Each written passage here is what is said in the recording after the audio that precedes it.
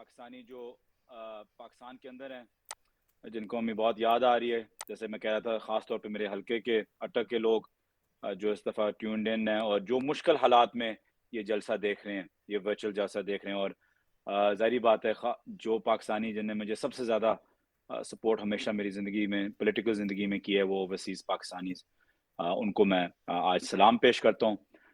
علی آپ کو، جبران کو، اظہر کو، ساری پوری سوشل میڈیا ٹیم کو میں سلام پیش کرتا ہوں کہ آپ نے جس طریقے سے ایک ورلڈ ریکارڈ آئی تھنک ایک ورچوئل جلسہ جو آپ نے کرایا خان صاحب کے جلسے تو ویسے ہی ایک ریکارڈ بریک کرتے تھے، لیکن آج آپ نے دکھایا ہے کہ ہر مصیبت کے اندر آپ لوگ ایک راستہ نکال لیتے ہیں، ٹیکنیکل راستہ اور ٹیک سیوی راستہ نکال لیتے ہیں. تو آپ سب کا بہت مشکور ہوں. میں صرف اس چیز پہ بہت جلد بات کروں گا کہ ہم سے اکثر آپ لوگ خاص طور پہ اوورسیز یا جو انٹرنیشنل نیوز زیادہ دیکھتے ہیں، ان کئی شوز آپ دیکھتے ہیں جب اسرائیل اور فلسطین کی جب بات ہوتی ہے وہ سب سے پہلے جب آپ ٹی وی پہ آتے ہیں تو آپ سے ہوسٹ سب سے پہلے پوچھتا ہے کہ پہلے آپ نے حماس کو کنڈیم کیا تھا ان کے ٹیررسٹ اٹیک پہ، پھر آپ آگے بات کریں. ایک کانشیس ایفرٹ ہوتی ہے کہ پہلے آپ بولیں کہ جی جو اٹیک ہوئے تھے وہ ٹیررزم اٹیک ہے اور باقی جو سب کچھ ابھی فلسطین میں ہو رہا ہے وہ ٹیررسٹ اٹیک نہیں ہے. یہی چیز، یہی فلسفہ اس وقت پاکستان میں آ رہا ہے. ہمارے لیڈرشپ نے عمران خان سے لے کے سب سے نیچے ورکر لیول تک یوتھ نے، ہر بندے نے، بچے نے مئی 9 کو کنڈیم کیا ہے. کوئی پی ٹی آئی کا ورکر یا کوئی پی ٹی آئی کا لیڈر ایسا ہے نہیں جو کبھی کسی قسم کی وائلنس یا کبھی کسی قسم کا ایکسٹریم میجر پہ جانا پی ٹی آئی کا فلسفہ سمجھے. ہماری ایتھوس میں نہیں ہے، پی ٹی آئی کے فلسفے میں نہیں ہے.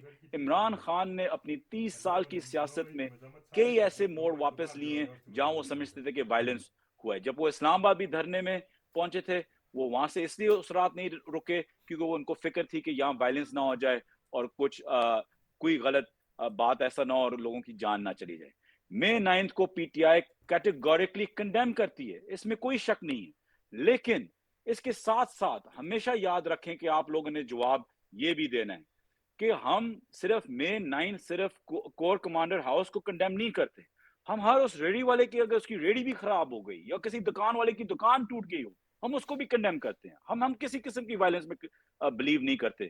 ہمیشہ خان صاحب نے پیسفل پروٹیسٹ رکھے ہیں، لیکن اس کے ساتھ ساتھ اگر مئی 9 اتنا بڑا واقعہ تھا کہ پی ٹی آئی کے اوپر آج جو ظلم ہو رہا ہے یہ حالات پی ٹی آئی کے ساتھ ہوں تو مجھے یہ خالی کوئی جواب دے دیں کہ ایک شخص جو ایک جہاز گرانے کے لیے تیار تھا جس کے اندر 300 لوگ تھے انکلوڈنگ فوج کی chief of army staff general Musharraf بیٹھے ہوئے تھے، ان کا آرمی پرسنل بیٹھا ہوا تھا، سویلینز پاکستان کے بیٹھے ہوئے تھے. اگر وہ جہاز گرانے کے لیے تیار تھا، 300 لوگوں کی قتل کرنے کے لیے تیار تھا اور آرمی کے ہیڈ کو مارنے کے لیے تیار تھا، اس کو آپ دہشت گرد نہیں کہتے؟ آج وہ دہشت گرد کے اس کو ایئرپورٹ آ رہے ہیں، پھولوں کے ہار آ رہے ہیں، اس کو ہر چیز میں فیسیلیٹیٹ کیا جا رہا ہے. یہ تو ایک اٹیک تھا جس کو پوری پی ٹی آئی کنڈیم کرتی ہے اور کہتے ہیں کہ بہت یہ برا ایک واقعہ ہوا ہے ہماری ایک ہسٹری میں، ایک ڈارک دن ٹھیک ہے، لیکن جہاں ایک بندہ، اور یہ کوئی ہم نہیں کہہ رہے، اس وقت جو چیف آف آرمی سٹاف تھے جنرل مشرف صاحب وہ کہہ رہے ہیں کہ اس نے یہ کرنے کی کوشش کی ہے، ہینس اس کے بعد 10 سال کا ایک مارشل لا آیا تھا اس چیز پہ. تو جو بندہ 300 لوگوں کو قتل کرنے کے لیے نکلا ہو، یاد رکھیں اس کو ایک دہشت گرد کہتے ہیں. اور جیسے کہ پہلے بھی بات ہو رہی تھی، زداج بہن بھی کہہ رہی تھی، باقی بھی، کہ کنوکٹڈ کرمنل تھا. تو اس وقت پاکستان میں ایک بندہ جو ایک جہاز گرانے کی کوشش کی گئی تھی اس نے اور ایک کنوکٹڈ کرمنل کرپشن چارجز پہ تھا، آج اس کو پروموٹ کیا جا رہا ہے کہ وہ پی ایم بنے. مجھے صرف آپ سے یہ کہنا ہے کہ یاد رکھیں کہ پاکستان میں اور یہ اوورسیز اور جو پاکستان کی بزنس کمیونٹی ہے وہ بھی بہت اچھے طریقے سے جانتی ہے کہ اس قسم کے حالات کوئی سٹیبلٹی پاکستان کے اندر نہیں لے کے آئیں گے. اس قسم کے جو پولیٹیکل جو یہ انسٹیبلٹی ہے یہ اربوں روپے الیکشن میں خرچ کرنے سے اس میں کوئی سٹیبلٹی نہیں آئے گی اگر ایک عام شہری، ایک عام پاکستانی یہ نہ فیل کرے کہ اس کا ووٹ کاؤنٹ ہوا ہے، اس کو the right of self determination، اس کا جو ووٹ ہوا ہے وہ یقیناً کچھ حد تک تو ایٹ لیسٹ اس کو ایکسیپٹیبل ہونا چاہیے، ورنہ تاثر جو ایٹماسفیئر رہے گا پاکستان کے اندر وہ ایسے انسٹیبلٹی کا رہے گا. اور جب پولیٹیکل انسٹیبلٹی رہے گی اکنامک اسٹیبلٹی کبھی بھی نہیں آ سکتی. آپ جو بھی ہمارے آس پاس کے ملک دیکھیں, چاہے آپ پسند کریں یا نہ کریں, چاہے انڈیا ہو, چاہے بنگلہ دیش ہو, چاہے ٹرکی ہو, چاہے سعودی عربیہ ہو, ایک چیز انہوں نے سب نے قائم کی ہے پچھلے 10 سالوں میں, وہ ہے stability. Prime minister Sheikh Hasina کو دیکھیں, 15 سال سے وہاں تھی, اسٹیبلٹی آئی ملک میں. جب آپ پرائم منسٹر نریندر مودی کو دیکھتے ہیں, اسٹیبلٹی تھی, چاہے ہم ان کے چیزوں کے ساتھ اگری کریں یا نہ اگری کریں, اسٹیبلٹی آئی تھی. پاکستان میں یہ جو کھیل ہے 2 سال 3 سال کا, پھر ہٹاؤ, 2 سال 3 سال کا, پھر لڑائی کرو اور ہٹاؤ, اس سے کبھی بھی اسٹیبلٹی نہیں آتی. اسٹیبلٹی کنسسٹنسی کے ساتھ آتی ہے کہ لوگ ایٹ لیسٹ اس وقت اپنی جو ڈیسیجنز ہوتی ہیں ملک کے لیے, اپنی بزنس کی ڈیسیجنز, اپنی فیملیز کی ڈیسیجنز, وہ کوئی سرٹنٹی کے ساتھ وہ ڈیسیجنز لیں, اور آپ لوگوں سے یہ بہتر کوئی بھی نہیں جانتا.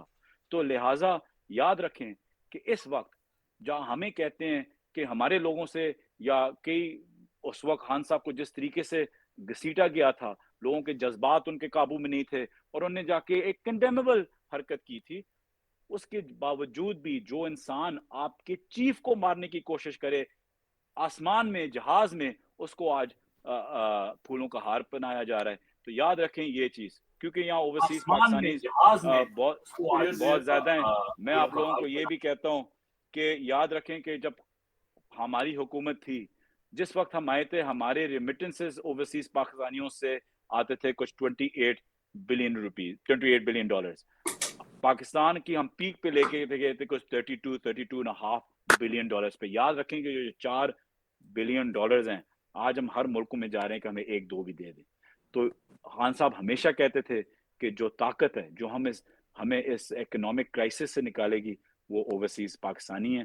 جب اوورسیز پاکستانی انویسٹ کرتے ہیں, پاکستان کے اندر کانفیڈنس آتی ہے, پاکستانی لوکل پاکستانی انویسٹ کرتے ہیں, امپلائمنٹ آتی ہے, اور آپ دیکھتے ہیں کہ ایک آپ کو ہر ملک میں جا کے بھیک مانگنے کی یا لونز لینے کی اتنی ضرورت نہیں پڑتی, کیونکہ کانفیڈنس ملک کے اندر سے آتا ہے اور ملک کے لوگوں سے ہی آتا ہے. میں آخری چیز یہ کہتا ہوں, زیادہ ٹائم نہیں لوں گا, آخری ایک چیز یاد رکھیں کہ عمران خان سچا اگر نہ ہوتا نا, تو آج یہ انٹرنیٹ کو ڈسٹرب کرنے کی ضرورت نہ ہوتی. اور یاد رکھیں کہ اگر آپ کا لیڈر, اگر آپ کا قائد صادق اور امین نہ ہوتا نا, تو ایسے عدت جیسے گھٹیا کیسز ان کے اوپر نہیں کرنے کی ضرورت ہوتی, اور کوئی ہزاروں عزیزیہ اور حدیبیہ ٹائپ کیسز ہوتے ہیں اور پیناما لیکس کے کیسز ہوتے ہیں. یہ صرف عدت کا کیس, اور اس لیے اس کو اتنے تیزی سے چلایا جا رہا ہے کیونکہ اور ہمارے صادق اور امین لیڈر پہ اور کچھ ہے نہیں, اس لیے ایسے گرے ہوئے کیسز بنائے جاتے ہیں عمران خان کے خلاف. اگر ان کسی کیسز میں بھی کوئی سچائی ہوتی باقی کیسز میں, تو عدت والا کیس نہیں ضرورت.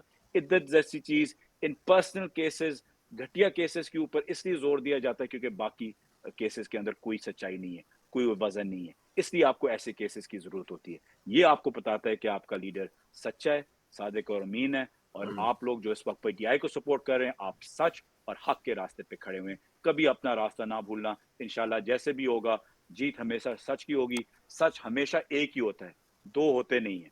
اس سے میں آپ سب کو سلام پیش کرتا ہوں پھر سے. تھینک یو سو اور مچ. پاکستان زندہ باد, پاکستان پائندہ باد. بہت شکریہ. بہت شکریہ زلفی, آپ کا بہت شکریہ. سوینا آپ کا بہت شکریہ.